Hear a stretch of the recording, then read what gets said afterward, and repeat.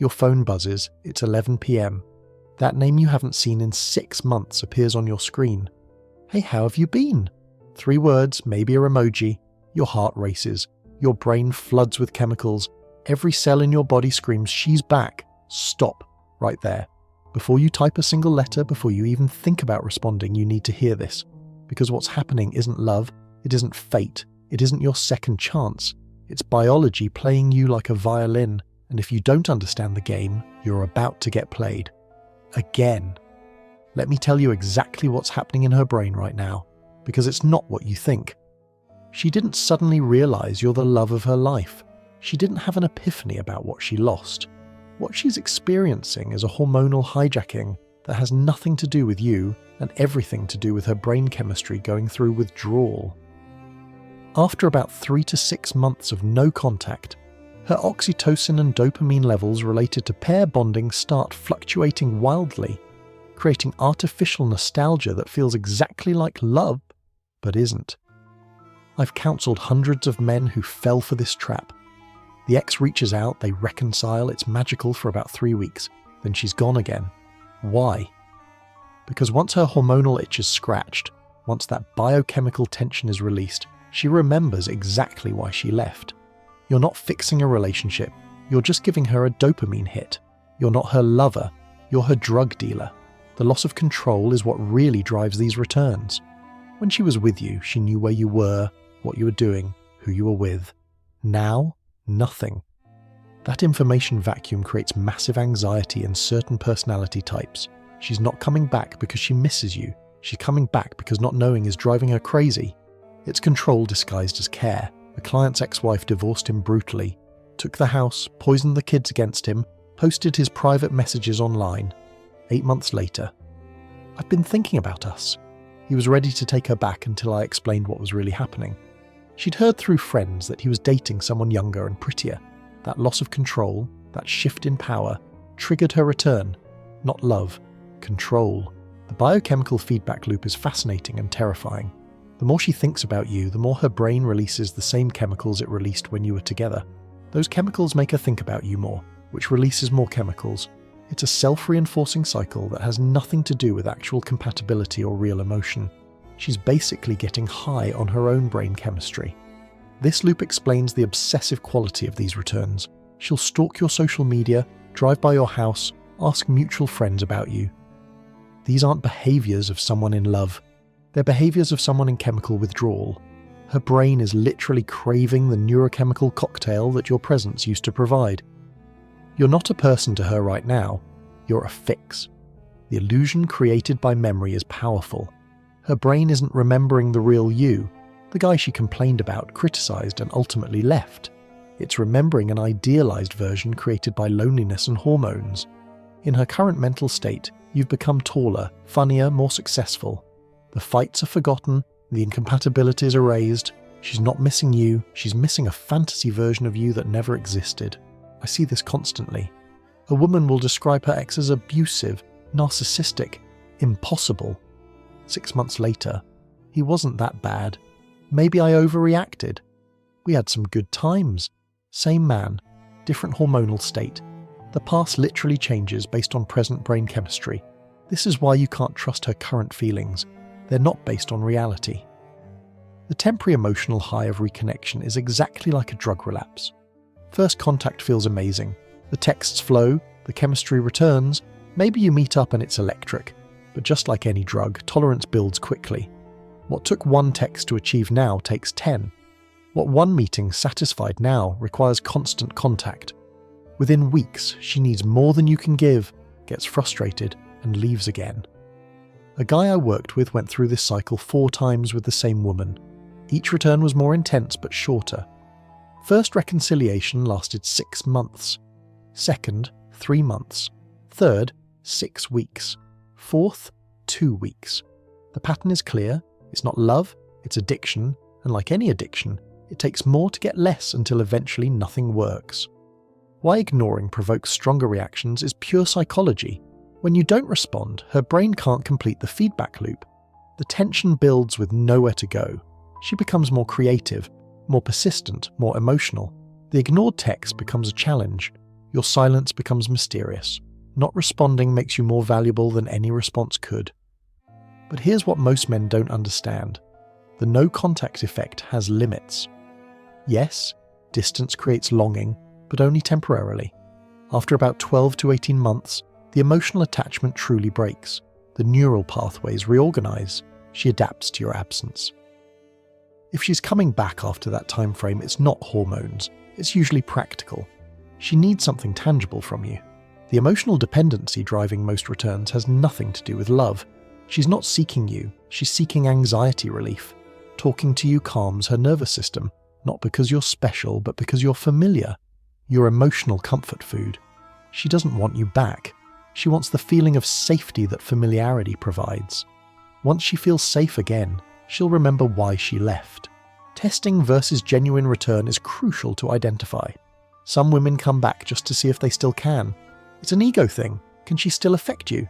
Do you still want her? Once confirmed, she's satisfied and disappears. It's not cruel in her mind, it's just emotional regulation. She needed to know she still had power, and you confirmed it. I had a client whose ex would reach out every 4 months like clockwork. Never wanted to meet, never wanted to reconcile, just wanted to chat. He finally tested it, didn't respond to her next reach out. She escalated dramatically, even showed up at his work.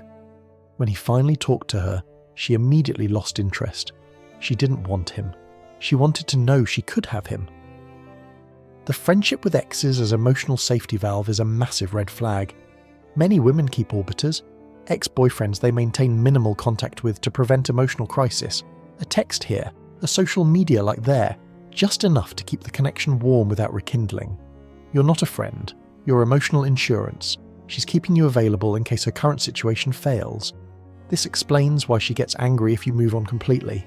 You were supposed to stay available, stay interested, stay orbiting. Your moving on breaks the safety net she didn't even consciously know she was maintaining. The anger isn't about losing you, it's about losing the option of you. The emotional burnout from repeated cycles is real. Each breakup and reconciliation depletes the emotional reservoir. The highs get lower, the connection gets weaker, the ability to bond deteriorates. By the third or fourth cycle, you're both just going through motions, trying to recreate something that's been dead for years. It's relationship necromancy, and it never works. Different types of female attachment create different return patterns. The anxious type comes back repeatedly, needing constant validation. The avoidant type disappears for years, then returns intensely. The disorganized type alternates between desperate pursuit and cruel rejection. Recognizing the pattern helps predict the behavior.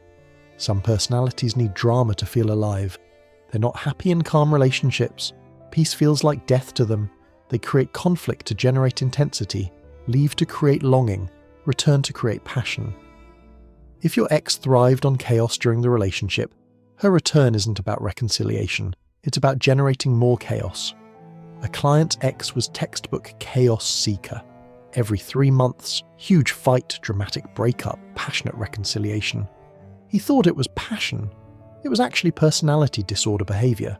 She needed the emotional rollercoaster to feel anything. When he finally refused to participate, she escalated to stalking. Some people are addicted to instability. The fear of missing out makes men stupid. She texts, and you think, what if this is real this time? What if she's really changed? What if I miss my chance? This fear makes you respond too quickly, too eagerly, too available. You break the psychological advantage distance created. You hand power back to someone who's already proven they'll abuse it. The importance of patience and composure cannot be overstated. If she's genuinely interested in reconciliation, waiting 3 days to respond won't change that. If she's just scratching an emotional itch, your delay will reveal it. Quick responses signal desperation. Delayed responses signal value. Make her investment match her interest. I tell men, wait at least 48 hours before responding to an ex. In that time, the initial emotional flood subsides. You can think clearly. You can evaluate rationally. Is this good for you or just familiar? Are you responding from strength or weakness? Those 48 hours can save you months of repeated pain. The long-term emotional residue never fully disappears. Even after years, certain triggers can reactivate old neural pathways. A song, a smell, a date on the calendar. Suddenly you're flooded with emotions you thought were dead. This residue is why exes can pop back into your life after decades. It's not meaningful, it's just ghost data in your nervous system. Why some women never fully detach is about emotional portfolio diversification. They keep multiple men at various distances, close enough to activate if needed, far enough to avoid commitment. You're not the only one she's maintaining this way. You're part of an emotional investment portfolio, and she's hedging her bets. The false hope of quick recovery kills more second chances than anything. People think reunion means starting fresh. It doesn't. It means starting with all the old problems, plus new trust issues, plus accumulated resentment. The first reconciliation has maybe a 20% success rate. The second, less than 5%. The third, you're just punishing yourself. A couple I counselled reconciled after 2 years apart. She'd done the work. He'd grown as a person. Within 3 months, same fights, same dynamics, same ending. Why? Because personality is largely fixed by age 30. People don't fundamentally change. They just get better at hiding who they really are temporarily. Knowing when not to engage is wisdom. If she cheated, don't engage. If she was abusive, don't engage. If she left you for someone else and is only back because that didn't work out, don't engage. You're not a backup plan. You're not a safety net. You're not someone's second choice pretending to be their first choice. The biological truth about these returns is uncomfortable but necessary. Around ovulation, women often think about exes more intensely. During luteal phase, they're more likely to reach out. This isn't conscious manipulation, it's hormonal fluctuation. But understanding it helps you recognize that Tuesdays I miss you might be Thursdays why did I text him? The pattern recognition saves lives. First return, usually 3 to 6 months post-breakup. Second wave, around 1 year mark. Third wave, major life change. Engagement, pregnancy, job loss. Each has different motivations, different success rates, different dangers. Learn the patterns, predict the behaviour, protect yourself accordingly. Here's the test I give every man whose ex wants to return. What concrete changes has she made? Not feelings, not promises, but actual behavioural changes. Therapy, for how long? New habits, proven how? Different circumstances. In what way? If she can't show real change, she's offering you the same relationship that already failed. The investment imbalance is always revealing. Is she pursuing you with the same energy she used to leave you? Is she working as hard to return as she did to exit? Usually no. She expects you to do the work of reconciliation while she graciously allows it. This imbalance tells you everything about how the renewed relationship would go. The mutual friends intelligence network often reveals truth. They know why she's really back. They've heard her real motivations. If mutual friends are warning you or seem surprised by the reunion, listen. They know something you don't or won't admit to yourself. The rebound revelation is brutal but common. She left you, immediately got with someone else that failed. Now she's back. You're not her choice. You're her comfort zone after a failed adventure. The guy she thought was better turned out worse, so now you look good by comparison. That's not love. That's settling. A client discovered his ex only returned because her new man was married and wouldn't leave his wife. She spent months trying to break up that marriage, failed, then came back talking about realizing what she had. He was her participation trophy after losing the race she actually wanted to win. The children complication makes everything harder. When kids are involved, complete no contact is impossible. She knows this. She uses necessary communication about kids to test waters, plant seeds, create openings. Johnny missed you today becomes, I've been thinking about us. The boundaries blur because they have to. The social media surveillance state makes clean breaks impossible. She watches your stories, likes old photos at strategic times, posts things designed to trigger memories. It's psychological warfare conducted through Instagram. The only defense is complete blocking, which many men are too weak to implement. The texting patterns reveal everything. Long paragraphs about feelings equals emotional dumping, not genuine interest. Questions about your life equals information gathering, not care. Mentions of good memories equals manipulation, not nostalgia. Learn to read between the lines, and you'll see the agenda clearly. The reconciliation math is simple. Take the length of the relationship, divide by 2. That's minimum no contact time needed for real change. Less than that, it's just hormones. Were you together 5 years? You need at least 2.5 years apart for genuine growth. Anything less is just the same people pretending to be different. The therapy test is non-negotiable. Has she been in individual therapy consistently since the breakup? Not couples therapy, not occasional sessions, but weekly individual work with a real psychologist? If not, she hasn't changed. She's just between relationships, and you're familiar. The new relationship energy trap fools everyone. When exes reunite, there's a honeymoon period that feels like change. It's not. It's just novelty mixed with familiarity, a potent but temporary cocktail. Within 90 days, old patterns return. The fighting positions are remembered. The resentments resurface. The relationship muscle memory takes over. The financial motivation is more common than anyone admits. She's coming back right after you got promoted, right after your startup succeeded, right after your inheritance. That's not coincidence. That's strategy. Some women have radar for male success and return when your stock rises. A guy I counselled had his ex-wife suddenly become friendly after ignoring him for 2 years. Wanted to co-parent better, be friends, maybe see where things go. He'd just sold his company for 8 figures. She knew about it through LinkedIn. Her timing was precise to the day the sale was announced. The emotional terrorism tactics escalate when you don't respond how she wants. First it's sweet. I miss you. Then concerned. Are you okay? Then angry. The least you could do is respond. Then threatening. I guess I'll just move on then. Then desperate. Please, I need to talk to you. This escalation reveals it was never about you. It's about control. The secondary gain analysis is crucial. What does she get from reconciliation besides you? Moving out of her parents' house, leaving a bad relationship, avoiding dating apps, financial stability, social restoration. If she gains more practically than emotionally from return, you're being used. The consistency test never lies. Is she consistently reaching out, or does it correlate with weekends, holidays, ovulation, loneliness, alcohol? Consistent interest is possible genuine interest. Sporadic interest is emotional regulation. Track the patterns for a month before responding. The data tells the truth. The future projection exercise is sobering. Project forward 5 years. You take her back. Same issues resurface because people don't fundamentally change. You're now 5 years older, more damaged, more cynical, having wasted more time. Was temporary comfort worth permanent regret? The respect inventory is essential. List every time she disrespected you during the relationship. Every cruel word, every public humiliation, every boundary violated. Read that list when she texts. Is someone who treated you that way worth responding to? Past behaviour predicts future behaviour. The alternative option assessment is eye-opening. While you're considering taking back someone who already rejected you, what new opportunities are you missing? Every moment spent recycling failed relationships is a moment not spent finding healthy ones.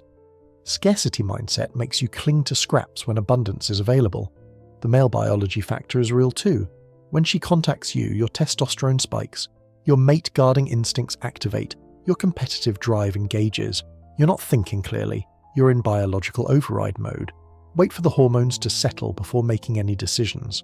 Post-nut clarity applies to more than just sex. The one more try fallacy has destroyed countless men. What's the harm in trying once more? The harm is accumulated damage. Each failed reconciliation depletes your emotional reserves, increases your cynicism, damages your ability to bond. You're not just risking another breakup, you're risking your capacity for future relationships. The breadcrumb technique is manipulation disguised as interest. She gives just enough attention to keep you engaged, but never enough to satisfy. A text here, a call there, maybe coffee, but never commitment. She's keeping you warm while exploring other options. You're not being courted, you're being stored. The group psychology aspect is underestimated. Her friends are either supporting or sabotaging the return. If they're single, they want her single. If they're married, they might push reconciliation. Her decision isn't made in isolation. You're not just dealing with her, you're dealing with her emotional board of directors. The healing interruption is the worst part. You are finally moving on, dating again, feeling normal, remembering who you were before her. Then she returns and resets your progress to 0. This isn't accidental. Some people can't stand seeing their exes happy without them. Your healing threatens their ego. The tactical response is what most men need, but few execute. If you must respond, be brief, be neutral, be delayed. Thanks for reaching out. Hope you're well, nothing more. Make her do the work. Make her state intentions clearly. Make her invest before you even consider investing back. The abundance mindset changes everything. There are literally billions of women on Earth. Why recycle a failed relationship with one who already proved incompatible? This isn't romance, it's scarcity. This isn't love, it's fear of starting over. This isn't destiny, it's laziness. The success story myth needs to die. But my friend got back with his ex and they're happy. Sure, and people win the lottery too. Doesn't make it a good investment strategy. For every successful reconciliation, there are hundreds of repeated failures. Don't bet your emotional future on statistical anomalies. The emotional archaeology trap is tempting but destructive. Going back through old texts, photos, memories, trying to figure out where things went wrong, what could be different. This isn't healing, it's rumination. You're not learning, you're torturing yourself with data that no longer matters. The final test is simple. If you met her today, knowing everything you know, would you pursue her?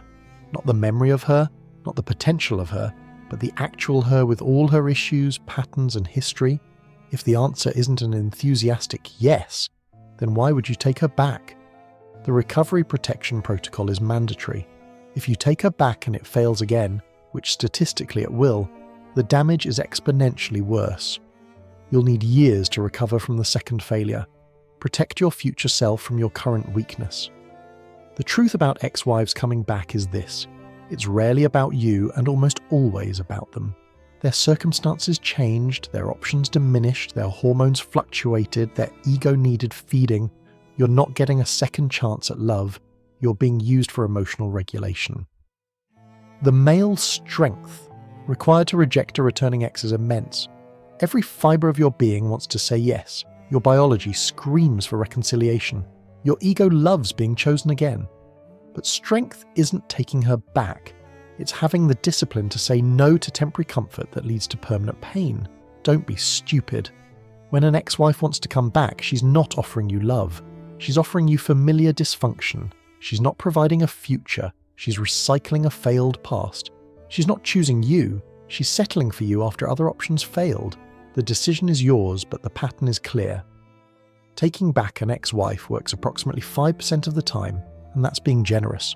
Those aren't odds you'd accept in any other area of life. Don't accept them with your emotional future. I want to hear from you guys. How many times did you take back an ex before finally learning the lesson? What was the moment you realized it was hormones, not love? What finally gave you the strength to say no? Share your stories in the comments. Help other men avoid the trap that caught you. Because every man who reads your story and avoids this mistake owes you a debt. Let's help each other stay strong when biology makes us stupid.